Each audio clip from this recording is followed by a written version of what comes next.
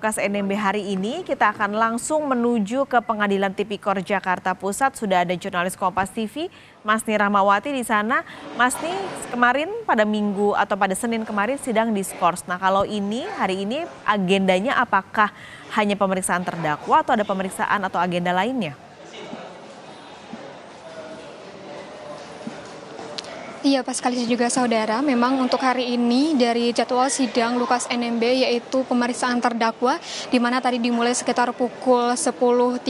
dan sudah selesai tadi sekitar pukul 11 lewat, dan juga persidangan berlangsung singkat karena ini melanjutkan dari persidangan Senin lalu, di mana persidangan Senin lalu sempat tertunda di tengah persidangan karena dari alasan Lukas NMB yang sakit dan persidangan harus dihentikan. Dan juga tadi pada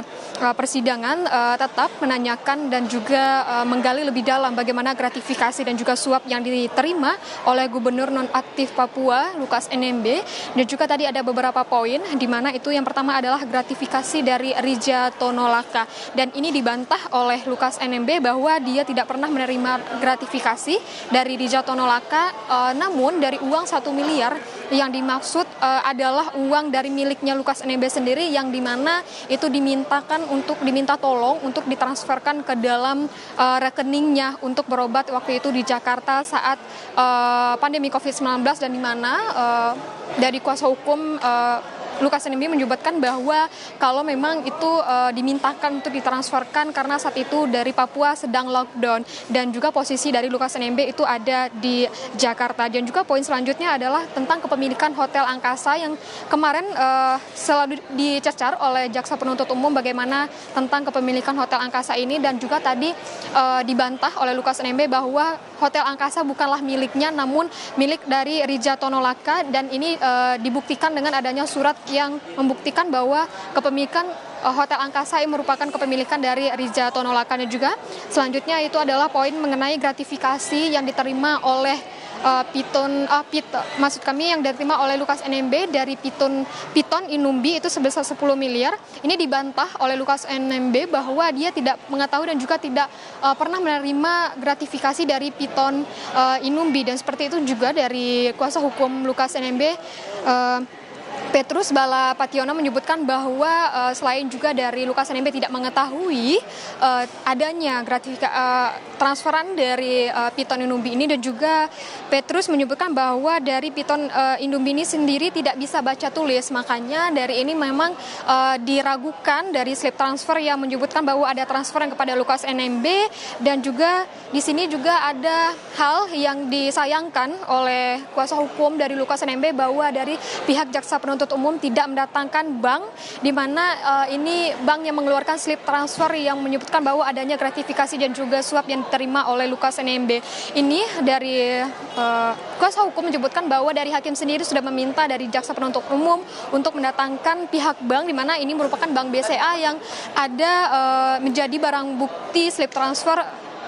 dari gratifikasi dan juga suap yang diterima oleh Lukas NMB. Dan juga tadi sempat diberitahu dan juga dipaparkan bagaimana barang bukti yang menjadi barang bukti pada kasus Lukas NMB ini seperti slip transfer, rekening koran, dan juga LHKPN. Dan juga dari semua ini dari Lukas NMB menyebutkan bahwa dia tidak tahu dari barang bukti yang ditampilkan. Dan juga dari tadi ada soal rekening koran dan juga rekening yang atas nama Lukas NMB, itu ada beberapa rekening atas nama Lukas NMB, tapi dari Lukas NMB ini membantah bahwa untuk rekening sendiri dia hanya memiliki satu nomor rekening saja di Bank BCA, namun untuk rekening lain atas nama dia tidak mengetahui dan membantah bahwa itu bukanlah miliknya. Dan juga tadi sempat ditanyakan bagaimana adanya transferan yang masuk ke dalam rekeningnya, dan ditanyakan oleh Jaksa Penuntut Umum kenapa dia tidak melaporkan ke KPK karena ada uang yang masuk ke dalam rekeningnya. Namun Lukas NMB membantah bahwa dia menyebutkan kalau dia tidak melapor ke KPK karena dia tidak mengetahui adanya transferan yang masuk ke dalam rekeningnya tersebut. Dan juga dijelaskan kembali bahwa dari jaksa penuntut umum,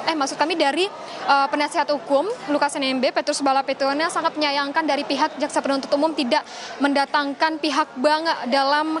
membuktikan apakah benar dari slip transfer yang menyebutkan bahwa adanya transferan kepada Lukas NMB itu merupakan slip transferan asli dan diharapkan dari penasihat hukum mengharapkan bahwa jika bank ini didatangkan maka dapat dibuktikan apakah benar itu slip transfer di bank cabang yang tertulis dalam slip transfer tersebut atau tidak seperti itu. Namun hingga saat ini menjelang dari sidang tuntutan memang tidak ada saksi yang didatangkan dari pihak bank, dan juga di awal sidang tadi dari hakim mengingatkan kepada Lukas NMB untuk menjawab pertanyaan secara sopan dan berperilaku sopan dan juga menjawab pertanyaan secara kooperatif. Dan juga selama persidangan pun